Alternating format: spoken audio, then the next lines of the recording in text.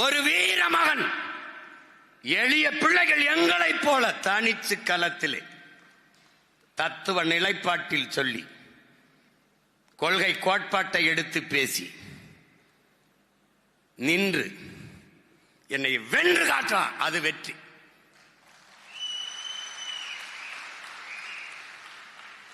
பெரிய கட்சி வாக்குக்கு காசு கொடுத்தாத்தான், ஓட்டுக்கு காசு கொடுத்தாத்தான் போடுவான். யாரு? சொந்த கட்சியே.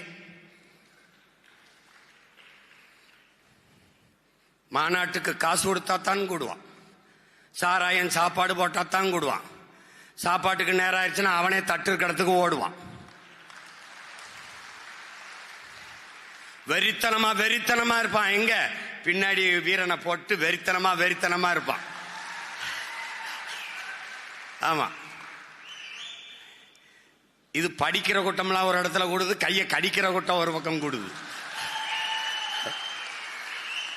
அது சொன்னா கோச்சுக்கிறாங்க. என்னங்க நாங்க அணில் தானங்க, நாங்க காய கடிச்சோம் கனியை கடிச்சோம், அப்போலாம் பேசாம இருந்தீங்க, கையை கடிச்சோன்னு கத்திரியிலேங்கிறான்.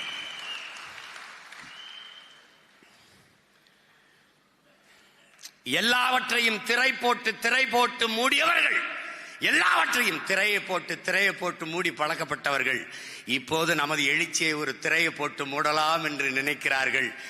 இது திரையை போட்டு மூடக்கூடிய குப்பை அல்ல, இது கனண்டு கொண்டிருக்கிற பெரு நெருப்பு, புரட்சி தீ என்பதை புரிந்து கொள்ளணும்.